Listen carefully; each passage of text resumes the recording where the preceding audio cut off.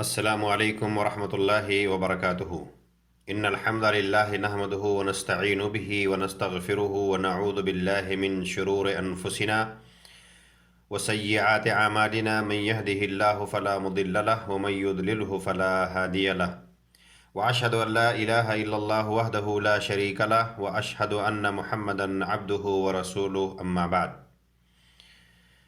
دورہ فقہ الصیام کی یہ پہلی مجلس اور انشاءاللہ دورہ فقہ الصیام یہ 3 مجلسوں میں اختتام پذیر ہوگا۔ پہلا مسئلہ ہے صوم کی تعریف۔ لفظ صوم یہ عربی کلمہ ہے جس کے معنی ہوتے ہیں امساک۔ امساک یعنی رکنا۔ شرعی تعریف: التعبد للہ تعالی بالامساک عن اشیاء مخصوصۃ من طلوع الفجر الصادق الى غروب الشمس۔ اللہ تبارک و تعالیٰ کی عبادت کی نیت سے چند مخصوص چیزوں سے رکنا، طلوع فجر سے لے کر کے سورج کے غروب ہونے تک۔ مسئلہ نمبر 2، رمضان کے روزے اسٹیپ بائی اسٹیپ کس طرح سے فرض ہوئے؟ رمضان کے روزوں کی جو فرضیت ہے وہ 3 اسٹیپ میں رمضان کے روزے فرض ہوئے ہیں۔ نمبر 1، تخیر العبد بین الصیام والاطعام عن کل یوم مسکینا۔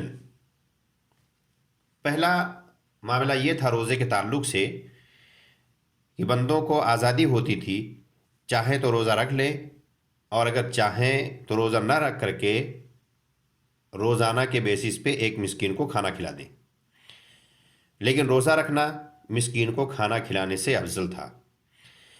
اس کی دلیل اللہ تبارک و تعالیٰ کا وہ قول ہے جو سورہ بقرہ میں 184 نمبر آیت ہے، وَعَلَى الَّذِينَ يُطِيقُونَهُ فِدْيَةٌ طَعَامُ مِسْكِينٍ، کہ جو لوگ اس کی طاقت رکھتے ہیں، یعنی روزہ رکھنے کی طاقت رکھنے کے باوجود ایک مسکین کو فدیہ کے طور پہ کھانا کھلا دیں۔ فَمَن تَطَوَّعَ خَيْرًا، اور جس نے نفلی کیا، اضافی کیا، اس کے لیے بہتر ہے۔ فَهُوَ خَيْرٌ لَهُ، اس کے لیے بہتر ہے۔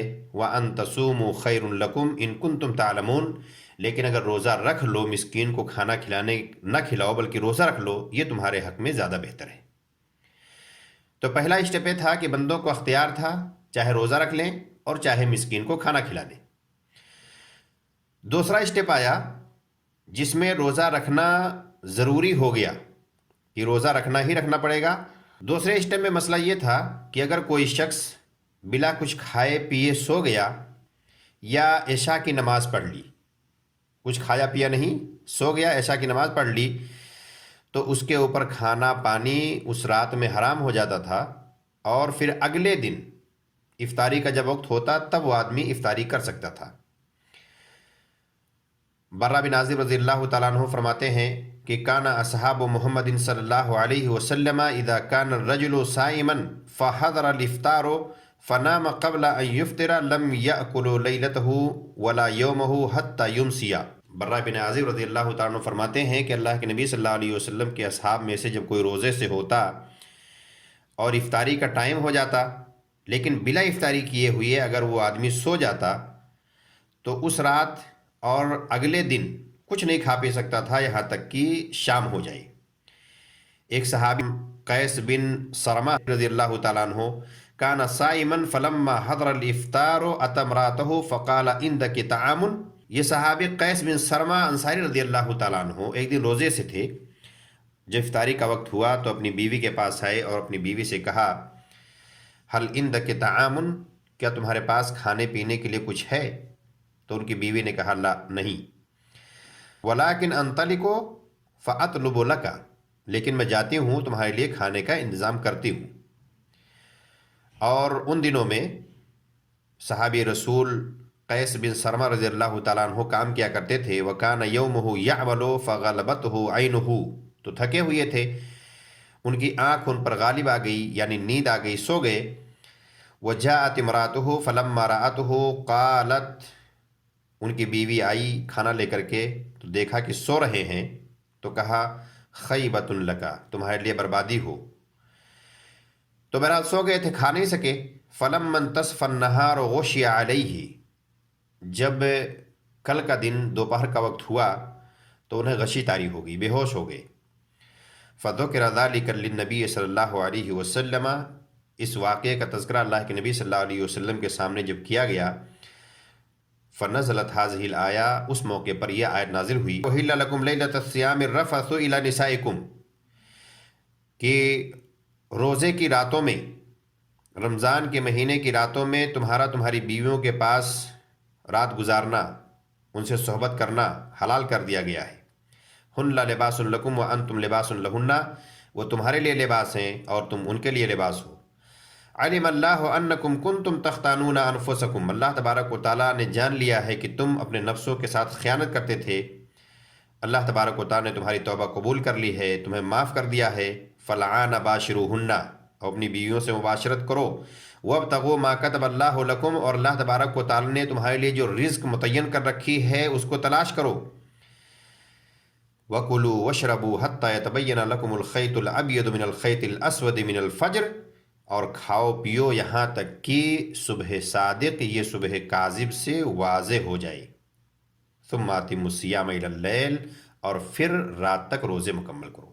اور یہی تیسرا اسٹیپ ہے کہ رات میں سورج غروب ہونے کے بعد، افطاری کے بعد، طلوع فجر تک، جب تک کہ فجر کی اذان نہ ہو جائے تب تک آدمی کے لیے کھانا پینا اور بیوی کے ساتھ صحبت کرنا یہ حلال کر دیا گیا ہے۔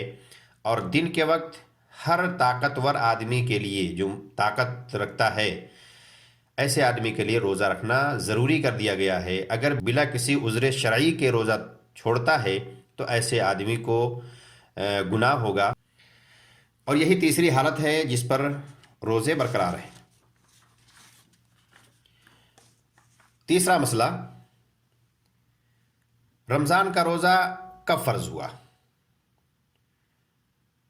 رمضان کا روزہ یہ سن 2 ہجری میں فرض ہوا، اور اس کی فرضیت کی دلیل قرآن سے بھی ہے، حدیث سے بھی ہے اور اجماع سے بھی ہے۔ قرآن میں اس کی دلیل ہے، اللہ تبارک و تعالی نے فرمایا، یا ایھا الذین آمنوا کتب علیکم الصیام کما کتب علی الذین من قبلکم لعلکم تتقون ایاما معدودات فمن کان منکم مریضا او علی سفر فعدۃ من ایام اخر۔ سورہ بقرہ آیت نمبر 183 184۔ اے ایمان والو، تمہارے اوپر روزے فرض کیے گئے ہیں جس طرح سے تم سے پہلے لوگوں پر فرض کیے گئے تھے۔ ایام معدودات، گنے چنے چند دن ہیں۔ فمن کان منکم مریضا او علی سفر، تو اس مہینے میں، رمضان کے مہینے میں جو بیمار ہو جائے یا جو سفر پہ نکل جائے، فعدۃ من ایام اخر، ایسا آدمی گنتی دوسرے مہینوں میں پوری کر لے گا۔ حدیث میں ہے، اللہ کے رسول صلی اللہ علیہ وسلم نے فرمایا، عمر بن خطاب رضی اللہ تعالیٰ عنہ فرماتے ہیں، سمعت رسول اللہ صلی اللہ علیہ وسلم یقول بنی الاسلام علی خمس، شہادت اللہ الہ الا اللہ وان محمد رسول اللہ واقام الصلاۃ وایتاء الزکاۃ وحج البیت وصوم رمضان۔ بخاری مسلم کی روایت ہے، کہتے ہیں اللہ کے رسول صلی اللہ علیہ وسلم کو میں نے کہتے ہوئے سنا، آپ نے فرمایا، اسلام کی بنیاد 5 چیزوں پر قائم ہے: کلمہ لا الہ الا اللہ اور محمد رسول اللہ کی گواہی دینا، نماز قائم کرنا، زکوٰۃ دینا، خانہ کعبہ کا حج کرنا اور رمضان کے روزے رکھنا۔ اسی طرح سے ابن عمر رضی اللہ تعالیٰ عنہ سے مروی ہے، کہتے ہیں، سام رسول اللہ صلی اللہ علیہ وسلم عاشوراء، اللہ کے رسول صلی اللہ علیہ وسلم نے عاشوراء کا روزہ رکھا 10 محرم، وامر بصیامہ، اور عاشوراء کا روزہ رکھنے کا آپ نے حکم دیا۔ فلما فرض رمضان ترکا، لیکن جب رمضان کا روزہ فرض ہو گیا تو اللہ کے نبی صلی اللہ علیہ وسلم نے عاشوراء کی فرضیت کو ختم کر دی۔ بخاری کی روایت ہے۔ چوتھا مسئلہ، ماہ رمضان کی فضیلت۔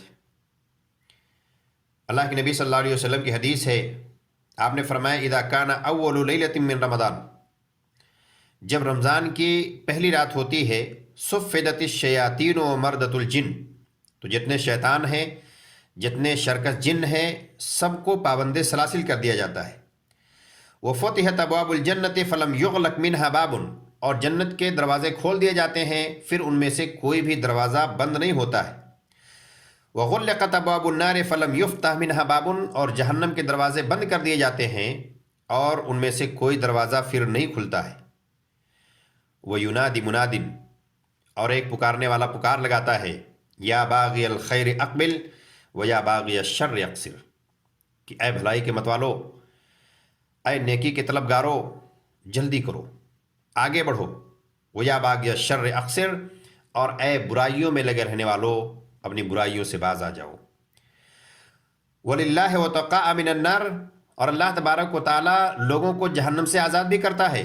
وَذَلِكَ فِي كُلِّ لَيْلَةٍ، اور ایسا رمضان کے ہر رات میں ہوتا ہے، پورے رمضان کے مہینے میں ہر رات ہی معاملہ ہوتا ہے۔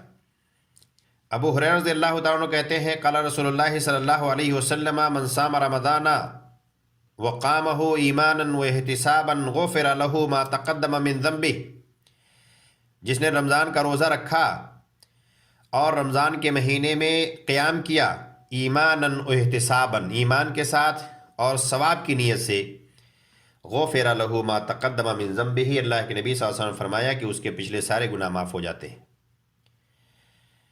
پانچواں مسئلہ، روزے کی فضیلت، رمضان کے روزے کی فضیلت۔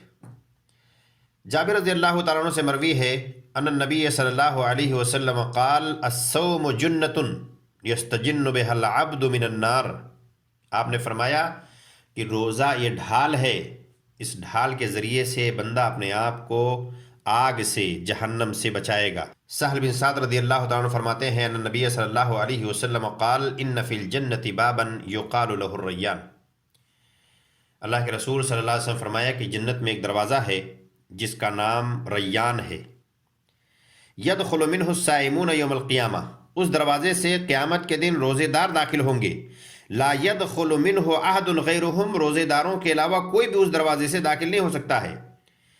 یقال این الصائمون، پکار لگائی جائے گی، کہاں ہیں روزے دار؟ فیقومون، تو روزے دار کھڑے ہو جائیں گے اور اس دروازے سے داخل ہوں گے، لا يدخل منہ احد غیرہم، اور غیر روزے دار کوئی بھی اس دروازے سے داخل نہیں ہوگا۔ فَإِذَا دَخَلُوا أُغْلِقَ، اور جب سارے روزے دار داخل ہو جائیں گے تو دروازہ بند کر دیا جائے گا، فَلَمْ يَدْخُلْ مِنْهُ أَحَدٌ، اور اس کے بعد اس دروازے سے ایک بھی شخص داخل نہیں ہوگا۔ بخاری مسلم کی روایت ہے۔ رمضان کا روزہ کب واجب ہوتا ہے؟ رمضان کا روزہ شعبان کا مہینہ یا تو 30 دن مکمل ہو جائے یا رمضان کے مہینے کا چاند دیکھ لیا جائے تو رمضان کے روزے رکھنے واجب ہو جاتے ہیں۔ ابو ہریرہ رضی اللہ تعالیٰ عنہ فرماتے ہیں، بخاری مسلم کی روایت ہے، اللہ کے نبی صلی اللہ علیہ وسلم فرمایا، صوموا لرؤیتہ وافطروا لرؤیتہ، کہ چاند دیکھ کر کے روزہ رکھنا شروع کرو اور چاند دیکھ کر کے ہی روزہ رکھنا بند کرو۔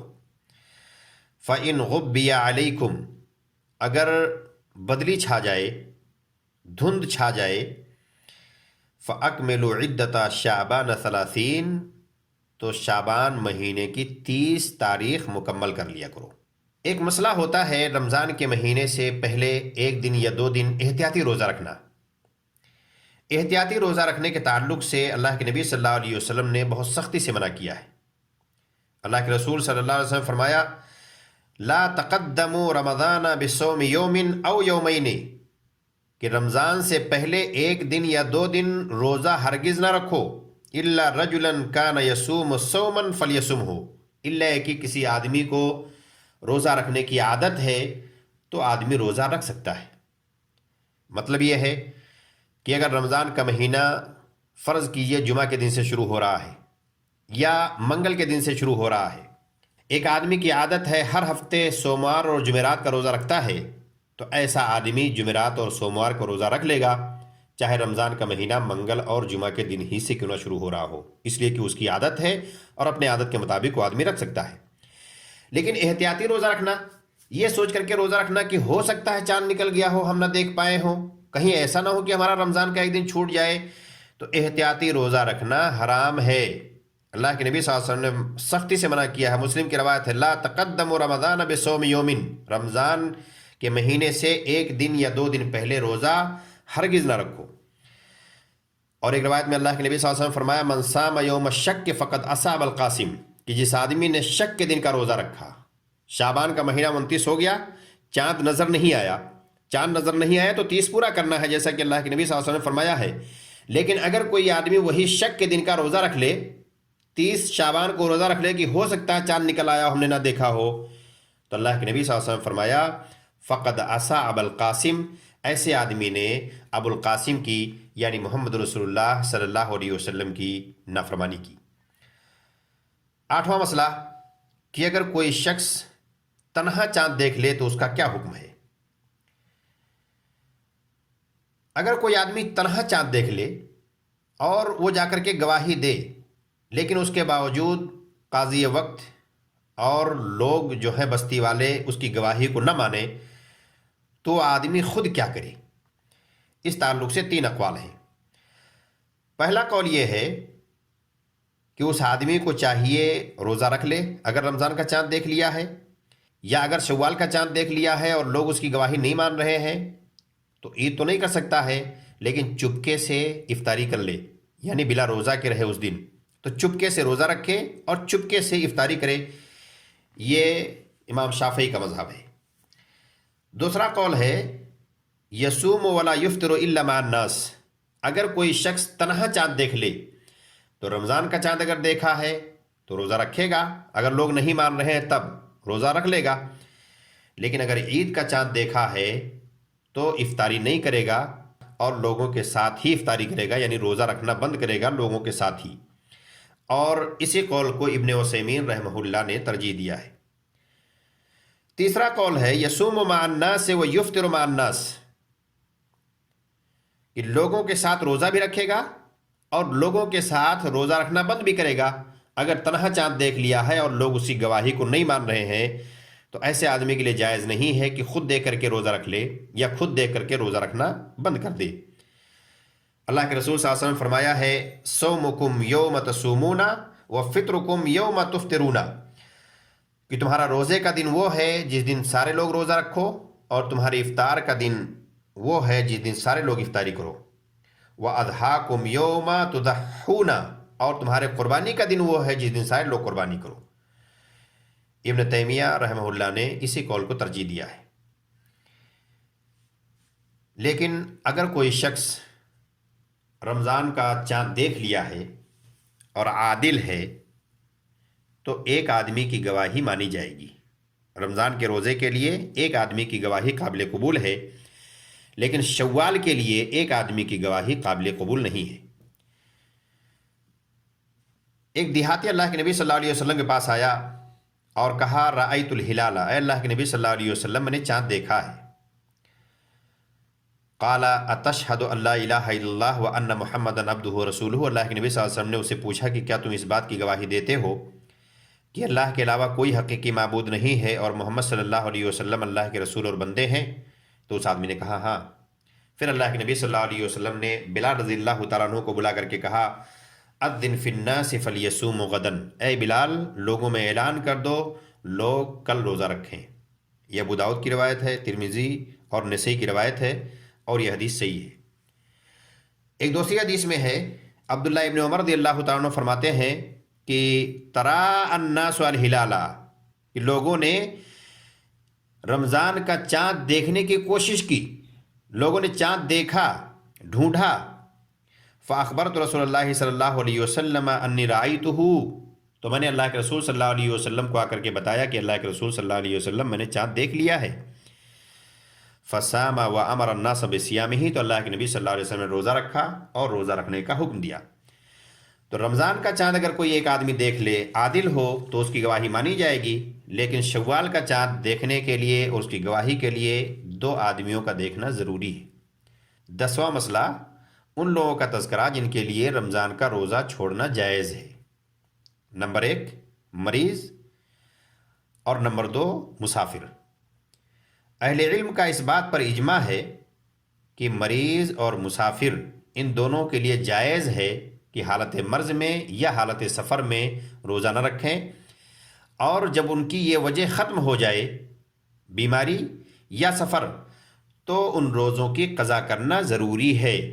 اللہ تبارک و تعالی نے فرمایا فَمَنْ كَانَ مِنْكُمْ مَرِيضًا أَوْ عَلَى سَفَرٍ فَعِدَّةٌ مِّنْ أَيَّامٍ أُخَرَ، تم میں سے جو بیمار ہو یا جو سفر میں ہو ایسا آدمی گنتی بعد کے دنوں میں پوری کر لے گا۔ کس مرض میں رمضان کے روزے چھوڑنا جائز ہے؟ ایسا مرض جو بہت سخت ہو، یا روزہ رکھنے سے بیماری کے بڑھ جانے کا خطرہ ہو، یا روزہ رکھنے سے یہ خطرہ ہو بیماری سے وہ آدمی صحت یاب نہیں ہوگا، یا روزہ رکھنے سے یہ خطرہ ہو کہ آدمی کی جان چلی جائے گی، ایسی بیماری میں آدمی روزہ چھوڑ سکتا ہے، ایک عادل ڈاکٹر کے مشورے سے چھوڑ سکتا ہے۔ ہر آدمی اپنی اپنی بیماری کو سوچ کر کے روزہ چھوڑنے لگے تو یہ کھیل بن جائے گا، کسی کو سردی ہو گیا، کسی کو زکام ہو گیا، کسی کو کھانسی آ رہی ہے، آدمی کے بیمار ہے، روزہ چھوڑ دے، نہیں چھوڑ سکتا ہے۔ اللہ کے رسول صلی اللہ علیہ وسلم فرمایا ہے ان اللہ وضع عن المسافر الصوم، اللہ تبارک و تعالی نے مسافر سے روزے کو معاف کر دیا ہے کہ مسافر آدمی حالت سفر میں روزہ نہیں رکھے گا۔ تو اس حدیث سے اور قرآن کریم کی اس آیت سے پتہ چلتا ہے کہ مریض کے لیے اور مسافر کے لیے رمضان کے روزے چھوڑنے جائز ہیں، لیکن ضروری ہے کہ رمضان کا مہینہ گزرنے کے بعد وہ ان روزوں کی قضا کرے۔ ابن باز رحمہ اللہ فرماتے ہیں احتج به العلماء على جواز الافطار حين العزم على السفر وقبل مفارقة البنيان حين عزم وصمم ولكن ان لم يفطر الا بعد خروجه فهو احوط۔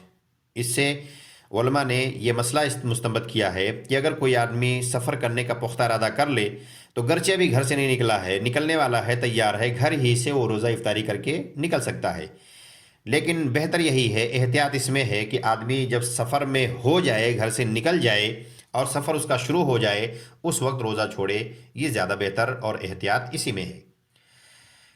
ایک مسئلہ ہے مسافر کے لیے روزہ رکھنا زیادہ بہتر ہے یا روزہ چھوڑنا زیادہ بہتر ہے۔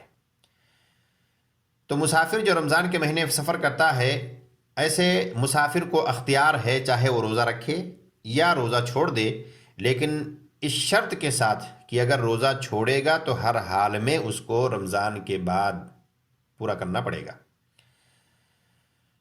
عائشہ رضی اللہ تعالیٰ عنہ کی حدیث سے کہتی ہیں ان حمزہ بن عوف الاسلمی سار رسول اللہ صلی اللہ علیہ وسلم فقال یا رسول اللہ اصوم فی السفر، کہا کہ اللہ کے رسول صلی اللہ علیہ وسلم کیا میں سفر میں روزہ رکھوں؟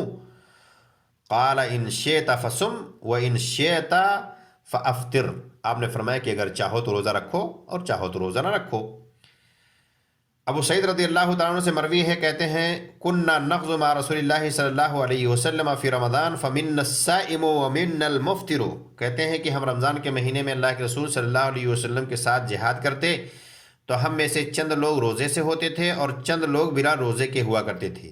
فلا یجد الصائم علی المفطر ولا المفطر علی الصائم، تو نہ روزے دار بے روزے دار پہ غصہ ہوتا اور نہ بے روزے دار روزے دار پہ غصہ ہوتا۔ وَيَرَوْنَ أَنَّهُ مَنْ وَجَدَ قُوَّةً فَصَامَ، اور سارے لوگوں کا یہی خیال تھا کہ جو آدمی اپنے اندر طاقت اور قوت پائے وہ روزہ رکھ لے، یہ اس کے لیے بہتر ہے۔